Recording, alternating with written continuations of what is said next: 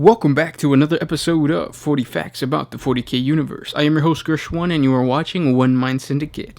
Today we continue with our abhumans as we talk about the Beastmen. So let's get into 40 facts about the Beastmen. Beastmen are abhumans, descended from human stock, who combine the physical appearance of humans and Terran animals, usually goats or rams. They are not a playable race in the Warhammer 40K game currently.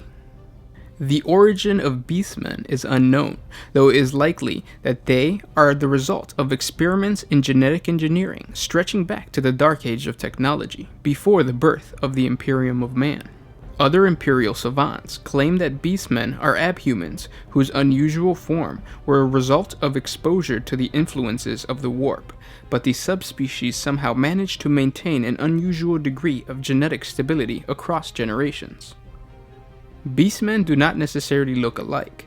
A different animal trait can be manifested in each individual, but apart from their form of phenotypical variation, they are a genetically stable human subspecies and are considered to be a form of abhumans rather than an actual mutant. Starting in the late 30th millennium, Beastmen were often recruited into the ranks of the Imperial army as part of the massive galactic expansion of the burgeoning Imperium of man during the Great Crusade. Beastmen in the Imperial army were regarded as useful yet highly undisciplined warriors, and were ideal for suicidal assaults where brawn rather than tactical intellect was required.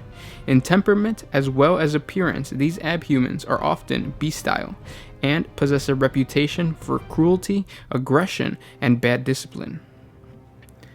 Following the events of the galactic-wide civil war known as the Horus Heresy, and the subsequent restructuring of the Imperial armed forces by the Ultramarines Legion Primarch Robo Guilliman, according to the dictates of its magnus opus, the Codex Astartes, Beastmen regiments were retained in the newborn Imperial Guard, where they are often led by the largest and most powerful of their kind, known as Packmasters. Those Beastmen who have been introduced to the Imperial cult by the missionaries of the Adeptus Ministorum possess a simple but fierce devotion to the Emperor of mankind, and regard him as a vengeful god who demands tribute in the form of blood for his enemies. These fantastically religious Beastmen are driven by the need to atone for their original sin of being mutants by fighting in the service of the Emperor.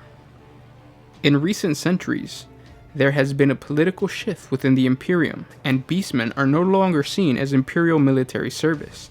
No doubt, the more Puritan elements of the Inquisition convinced the Departamental Minotaurs that the Beastmen could not be so radically different from the genetic human baseline without having been in some way affected by the taint of chaos. In the late 41st millennium, Beastmen are often now classified as mutants, and as a result are the subject of severe Imperial persecution. They are often hunted down during anti-mutant programs conducted by the Adept Arbites on those worlds where population of Beastmen are known to exist.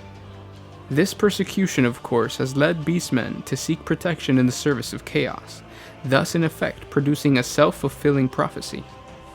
To the fearful eye of humanity, all Beastmen appear the same, an unruly mass of flesh, fur, and teeth. In their ignorance, they can discern no distinguishing characteristics that mark the different physical and social types, nor any kind of social hierarchy apart from the simple supremacy of the strong. This is a mistake often made by humans, whose judgment of Beastmen is overwhelmed by the brutal power and savagery of these creatures. In fact, Beastmen society is very precise and ordered, and there are several distinct levels of class and rank. The most common type of Beastmen are called Gores, who can be readily distinguished from more lowly breeds by their horns. The number of horns is not important, although it is preferred that they should be on the creature's head. Gores take pride in their horns and often polish, paint, or decorate them to enhance their natural luster or shape. Lowly breeds look to the Gores for guidance and leadership, praising them endlessly in the victory, and grumbling behind their backs when things are not going so well. Most Beastmen battle leaders and the top warriors will be Gores. Gores are divided into two main types, and a less common third type. The two main types are goat-horned Capragors in the bull-horned Bovigors. The third variety is known as Ungor, a Beastmen phrase which means something akin to not quite right Gores, or no horns. The most common type of Gore are the Capragors. They have curling or straight horns on their heads like goats and sheep. A Capragor may have the entire head of a goat and often goat legs as well. A Beastman with these mutations, but no others, is called a true Gore. This title is also shared by some other kinds of Gore. A Capragor true Gore is said to be bigger, braver, and even more clever than any other Capragor. Not quite as numerous as Capragors, a Bovigor bears cattle horns on his head, and may have the entire head of a bull or an ox. If he has a bull's head, and either a human or goat leg, he is a true Gore. Bovigors are very competitive and like to think they are superior to other Gores. Most Bovigors believe that brawn is better than brains, and many possess a great deal of the former and very little of the latter. Ungors are not as strong or robust of frame as the Gores, but they more than make up for it in sheer malevolence. They are physically smaller than other beastmen, and their horns, if they have any at all, are less impressive and less numerous.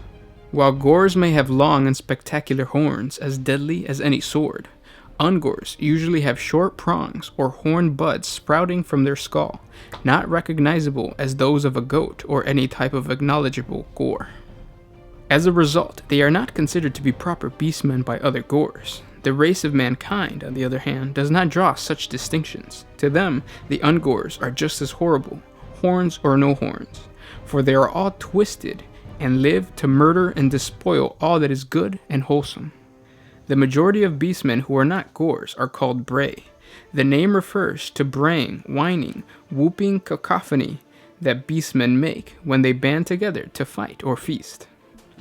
Apart from lacking horns, there is very little consistency in appearance that distinguishes a Bray from a Gore. A very brave, cunning, and unusually lucky Bray can rise to become a leader, but it is not very common. Gores do not like Brays giving them orders, and a Bray who fails to show a Gore the proper respect is asking for trouble. The Turnskin is the beastmen who were born human. The continual rate of mutation amongst the human population throughout the galaxy often results in hideous mutation. Human mutants are not tolerated in their own society, and most of them are killed when their mutation manifests themselves, or are driven from their homes to die alone. The toughest and most cunning manage to survive their physical and psychological rejections, and come to join up with bands of beastmen. Regardless of their physical appearance, a Turnskin is always a Turnskin, rather than a pure beastman, which means he is the lowest of the low as far as the beastmen are concerned. If a Turnskin has horns, they are sawed off before he can be accepted by other beastmen, otherwise he could be mistaken for a Gore. Shamans are a very special kind of beastmen because they possess psychic powers. However, this fact alone is only a part of what makes them special. Shamans are the intermediaries between beastmen and the realm of chaos itself. They can spirit walk into the Imperium and talk with very demons of chaos gods. Shamans never lead other beastmen, but the beastmen's strongest leaders rely on them for all kinds of advice, as well as sorcerous aid in battle. An unusually large and aggressive strain of giant beastmen, Minotaurs, are comparable to the size and strength of an Ogryn. These creatures are massive, bull-headed monstrosities that constantly hunger for hot blood and red meat, often growing to twice the height of a man, and far greater in muscular bulk. Their thick-skulled heads are broad and ugly, and their horns can eviscerate with a single thrust. Minotaurs are possessed by a severe hunger for flesh, particularly the flesh of mankind.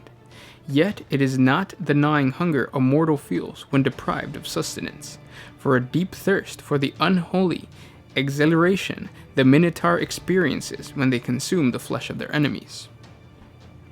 In this state, they join with the powers of chaos and share in part in their unholy glory. Beastmen were initially part of the Warhammer 40K Rogue Trader 1st Edition Imperial Guard army. They could later be used in the Imperial Guard armies with the use of the Homo sapiens variantis doctrine, and in the army list for the lost and the damned. Though these rules are now obsolete, the Beastmen are not officially included in any other current Imperial or Chaos army. The Beastmen were originally part of Warhammer 40K because, like many other factions, they were a direct port of Warhammer Fantasy Beastmen. On Warhammer Fantasy Warhammer World, the Beastmen are mutants born as a result of chaotic influence upon their parents. In the later edition of the game we play now, Games Workshop has sought to take Warhammer 40K farther away from Warhammer Fantasy. This same impulse was responsible for the removal of squats as a playable race in Warhammer 40K. And those were 40 facts about the Beastmen. Now there's going to be a part 2 because we have to talk about the chaotically possessed Beastmen. And the images for that are awesome because we're actually taking models from the fantasy series. So the Slanesh possessed Beastmen, the Tzeentch possessed Beastmen look awesome. So be sure to subscribe to the channel if you haven't already. If you're already a subscriber, thank you for liking, commenting, and sharing.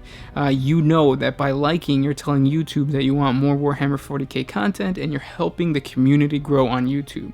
So seriously, thank you for liking on this video. You are awesome. And of course, if you want to support us a little more, jump on over to Patreon where you can help us out, and a simple $1 a month is going to help us create more videos. Thank you so much for listening. This was Gersh1 with One Mind Syndicate, signing out.